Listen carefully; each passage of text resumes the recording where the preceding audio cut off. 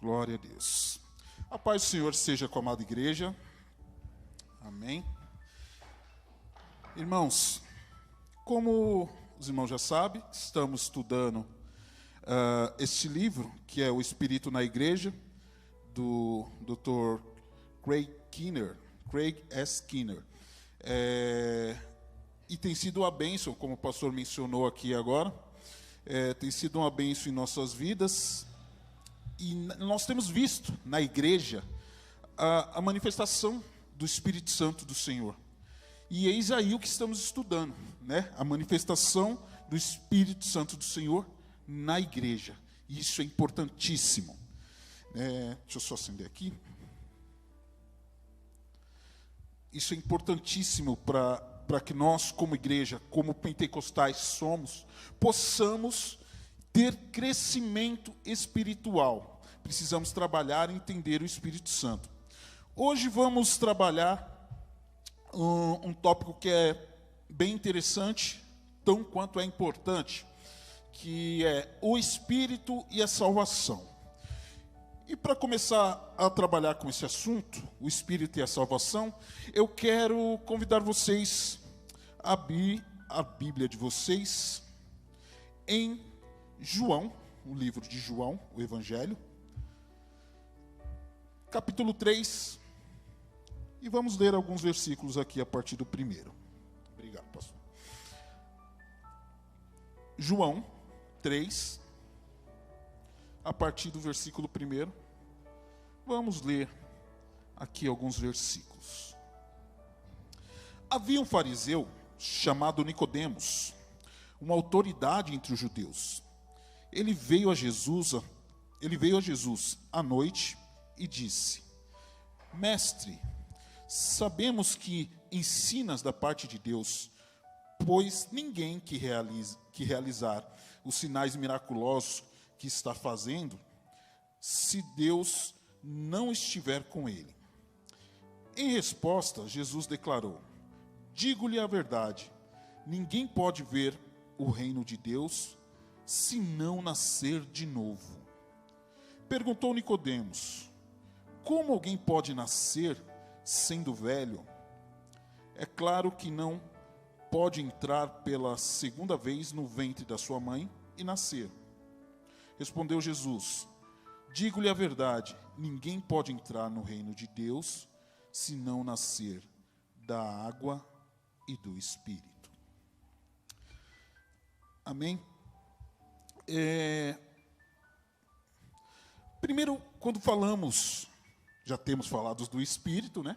E quando falamos em salvação, e vemos a atuação do Espírito Santo na salvação, a gente remete logo a uma coisa: tem salvação. Primeira coisa que a gente vai pensar é: somos salvos, podemos ser salvos. Daí a gente começa a pensar: salvo do quê?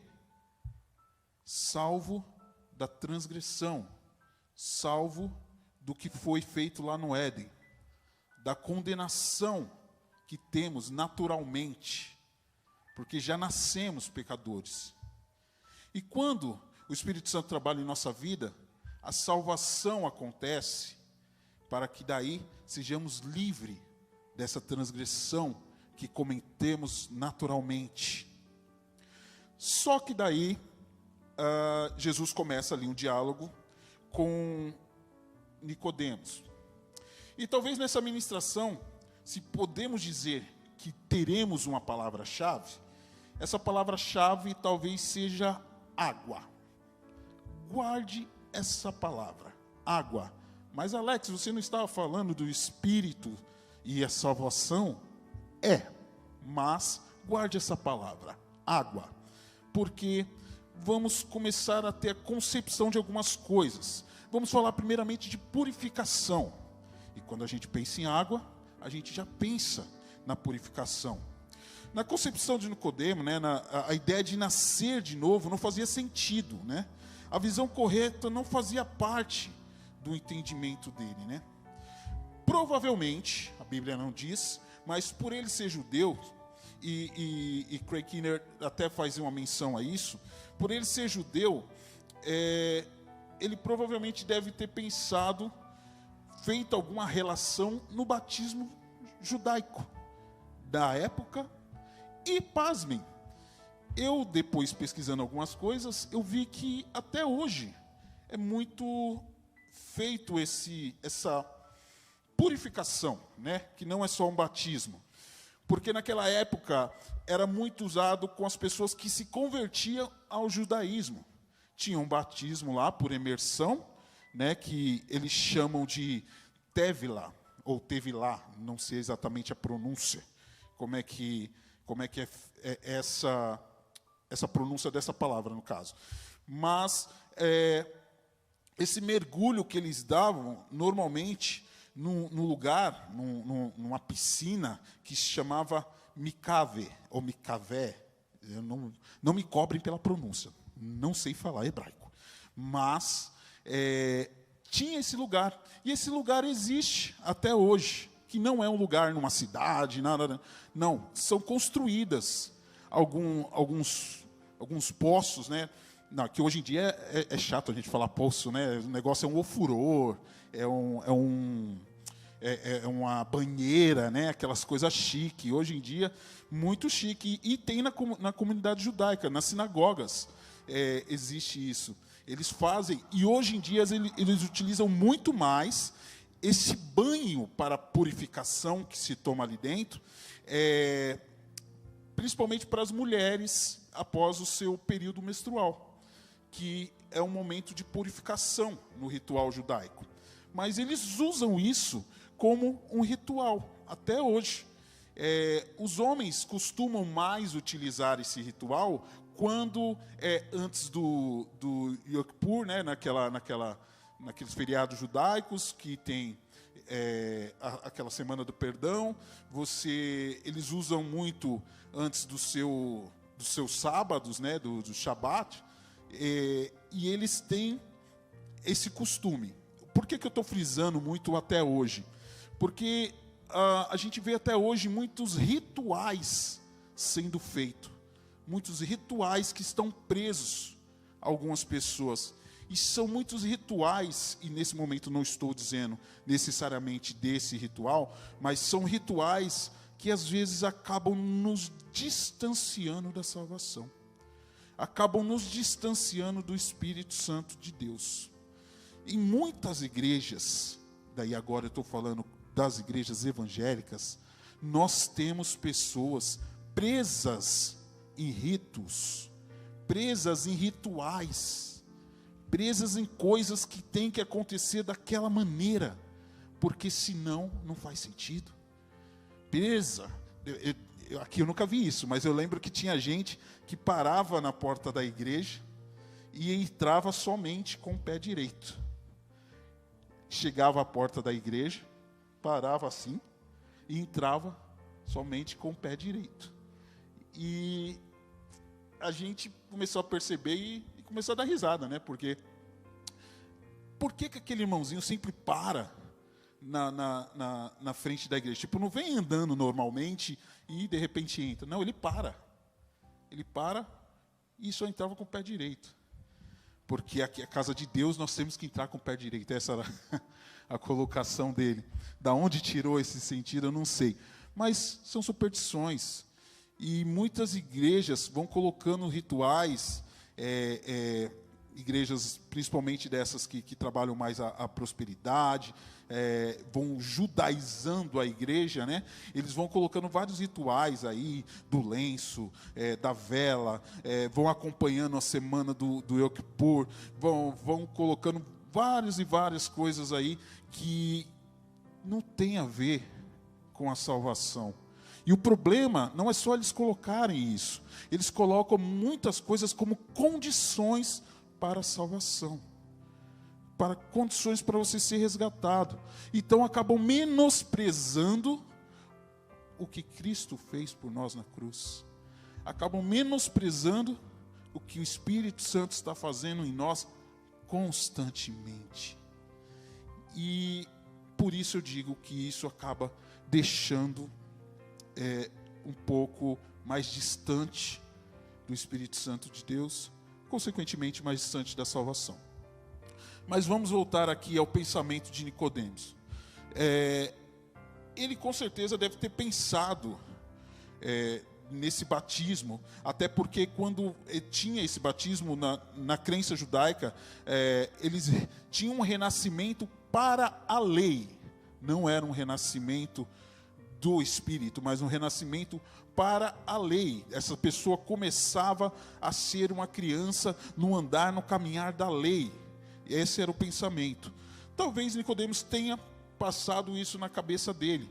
Então ele não concebia você nascer de novo como Cristo estava enfatizando que precisava ser, né? Se um homem realmente, só para ficar claro aqui o que eu frisei sobre a purificação, em Deuteronômio 23, 10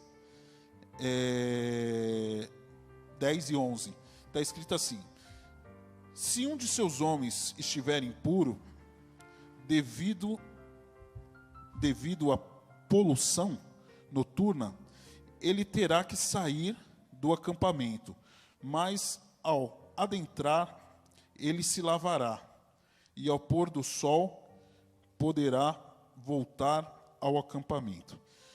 Isso é só para frisar a questão da purificação, que já é um ritual antigo, tá? Que os judeus já costumavam fazer.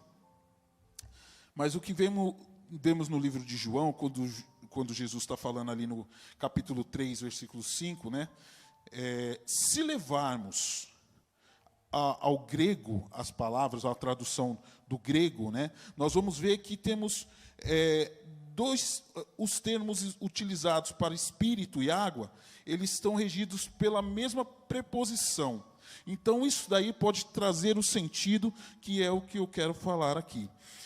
Trazer o sentido da água do Espírito. Então, é a água, quando Jesus diz, ali no versículo 5, que eu vou ler aqui novamente, só para ficar claro do que eu estou falando. Em verdade lhe digo, ninguém pode entrar no reino de Deus se não nascer da água e do Espírito. Então podemos ler e entender seguramente como da água do Espírito. Então é a água que o Espírito Santo traz. A água que o Espírito Santo traz para a nossa vida. E Jesus, nos versículos subsequentes, ele vai trazendo isso à tona, que somente o nascimento natural, como já mencionei antes, já nascemos pecaminosos. Ele não serve para a salvação, para entrar no reino de Deus. Ele não serve para isso. Então, ela tem uma condicional. Precisamos nascer do Espírito, que é o início da nossa vida eterna. Nós precisamos ter um novo nascimento. Então, já começamos agora a fazer um link do que é o início da salvação em nossas vidas. O que é o início da salvação em nossas vidas? Que começa com o Espírito Santo de Deus. Quando nascemos novamente, o nascimento feito, esse trabalho feito pelo Espírito Santo de Deus, aí nós começamos a ter a nossa vida mudada.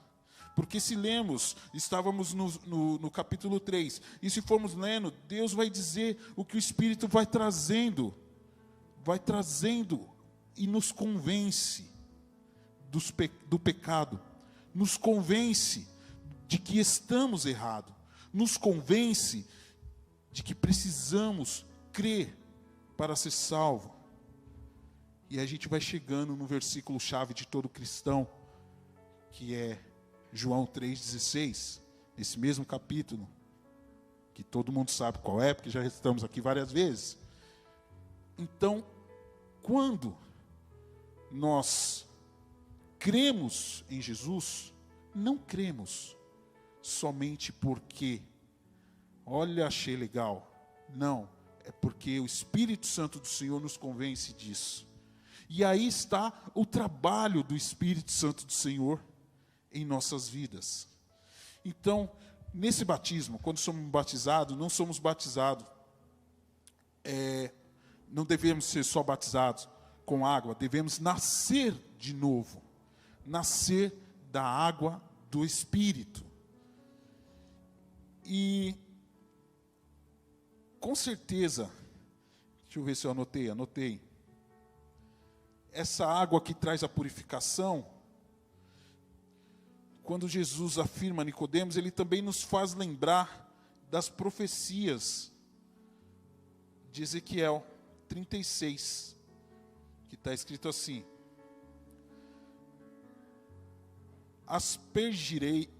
aspergirei água pura sobre vocês, e vocês ficarão puros. Eu os purificarei de todas as suas impurezas e todos os seus ídolos. Darei a vocês um coração novo, e porei um espírito novo em vocês. Tirarei de vocês o coração de pedra e lhes darei um coração de carne. E porei o meu espírito em vocês. Mais uma vez, porei o meu espírito em vocês. E os levarei a agirem segundo os meus decretos, e obedecerão fielmente às minhas leis. Então, quando fazemos uma comparação desta água que é o Espírito Santo do Senhor em nossas vidas, nós começamos a entender que não é nada por nós. Não é nada por nós. Porque nós somos bons, ou porque nós queremos, ou porque nós fazemos. Não é nada por nós. Porque Ele derramou sobre nós o seu Espírito. Ele derramou essas águas que nos purificaram. Ele derramou essas águas que foram suficientes para nos purificar. E aí o Espírito continua a trabalhar. Porque Ele diz, o Espírito vai agir em vocês, e vocês vão andar segundo os meus decretos. Então, quando obedecemos ao Senhor, é o Espírito Santo do Senhor. Então, quando obedecemos e nos conduz à salvação, é o Espírito Santo do Senhor. O Espírito Santo do Senhor está a todo momento, né? Ainda no livro de João, falando sobre essa água que é o Espírito Santo do Senhor, ali no capítulo 4, nós vemos Jesus conversando em um poço, que é o poço de Jacó, com a samaritana. E esse diálogo, né? Vamos ler. Eu não ia ler não, mas vamos ler. Esse diálogo está no capítulo 4, a partir do versículo 12. Em algum momento daí, ela diz para Jesus, né, ela está conversando com Jesus, e Jesus pede água a ela, tal, e ela diz que se ele diz que se ela soubesse, né, quem está pedindo água, ela pediria água a ele. Assim, ó, versículo 12. Acaso o Senhor é maior do que o nosso pai Jacó, que nos deu o poço, do qual ele mesmo bebeu, bem como seus filhos e seu gado? Jesus respondeu: quem beber desta água terá sede outra vez, mas quem beber da água que eu lhe der, nunca mais terá sede. Pelo contrário, a água que eu lhe der se tornará nele uma fonte de água a jorrar para a vida eterna. A jorrar para onde? Mais uma vez, só vamos ensaiar. A vida eterna. Tá? A jorrar para onde? A água que está jorrando para a vida eterna em nós. A água que Jesus nos dá. A água que é dada pelo aquele que é maior que Jacó, é a água do Espírito. O Espírito que jorra em nós. E ele não jorra somente um pouco para agora, um pouquinho para depois, e agora acabou. Não, ele jorra constantemente. Ele jorra para a vida eterna. Então percebam o quanto o Espírito Santo do Senhor está trabalhando em nossas vidas para a salvação. É para a vida eterna, é constantemente. Ele vai trabalhando para que nós possamos a cada dia, ainda que erramos, ainda que somos pecadores, Ele vai trabalhando para que em nós essa água jorre, a água que Jesus nos dá, o Espírito Santo do Senhor. E Jesus mostra ainda, seguindo no livro de João, ali para frente, ele nos faz uma comparação, quando no capítulo 5, a partir do versículo 1, ele tem no tanque de Betesda, ele tem um encontro. E mais para frente, no tanque de Siloé, já no capítulo 9, ele tem um outro encontro. Ambos com duas pessoas que precisavam ser curadas. E ele deixa claro que ele é maior do que as águas que curavam naquele local. O tanque de Betesda, os irmãos conhecem, né, que o paralítico estava lá, estavam passando, as pessoas iam lá sempre para ver o momento que, de vez em quando, o anjo vinha, sacudia as águas e as pessoas eram curadas. Ele queria uma cura. E Jesus, ao sábado, só para lembrar, vai lá e cura aquele paralítico. Não precisou daquelas águas. Não precisou daquelas águas. Foi Jesus diretamente que curou. A mesma coisa quando Jesus vai e cura o cego, né, faz o lodo na mão, passa nos olhos dele e diz: vai se lavar lá no tanque de Siloé. Ele operou naquele momento nos olhos daquele cego. Então, a água que vem de Jesus é maior do que qualquer água de rituais que pudesse existir naquela época e na época de hoje. E a gente começa a analisar esse paralelo com a água que estou fazendo, quando Jesus, ali no capítulo 7, ele declara, se referindo ao Espírito Santo que conduz à salvação, dizendo o seguinte: ele estava ali, né, no último dia mais importante da festa. Jesus se levantou em alta voz e disse: se alguém tem sede, venha a mim e beba. Quem crer em mim, como diz as Escrituras, do seu interior fluirão rios de água viva. Ele estava se referindo ao Espírito que mais tarde receberiam. Ele estava se referindo ao Espírito que mais tarde receberiam os que nele crescem. Porque até então o Espírito ainda não tinha sido dado, pois Jesus ainda não fora glorificado. Assim está no capítulo 7 de João, de 37 a 39. Mas o importante que temos a notar aqui é que esta água viva que flui dentro de nós que cremos em Jesus é o Espírito Santo do Senhor. Ele deixa claro aqui no livro de João. Nessa analogia nós temos certeza que ele diz que o Espírito Santo é essa água viva que flui em nós.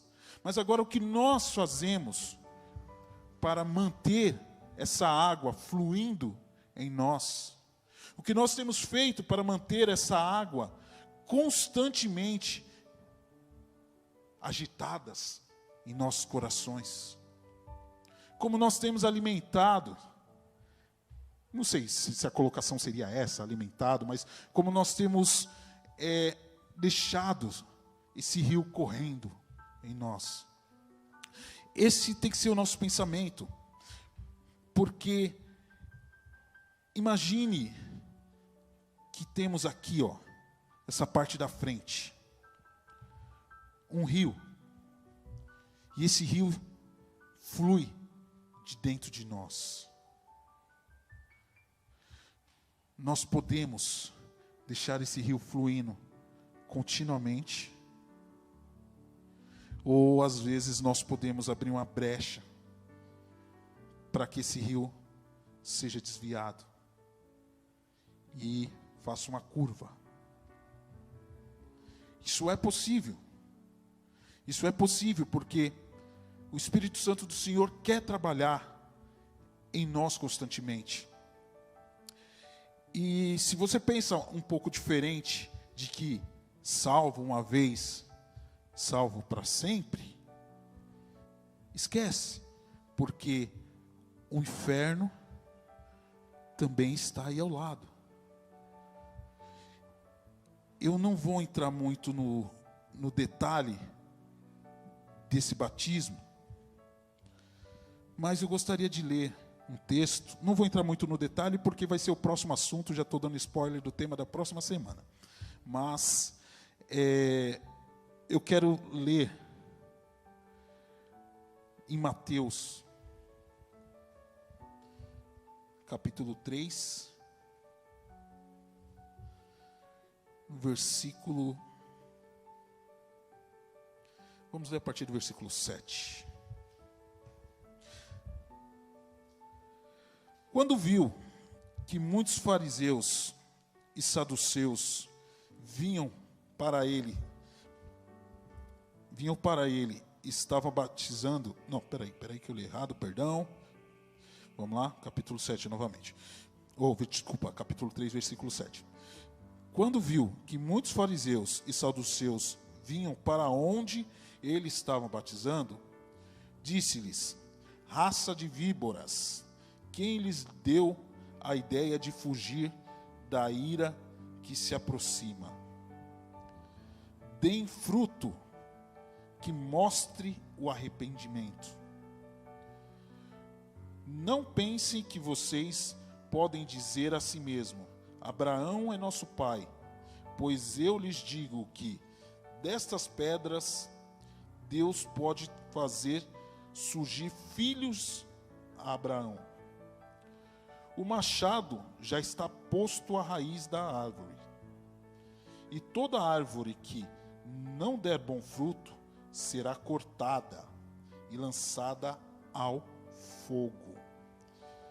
Eu batizo com água para arrependimento, mas depois de mim vem alguém mais poderoso que eu, tanto que não sou digno nem de lavar as suas sandálias. Ele os batizará com Espírito Santo e com fogo.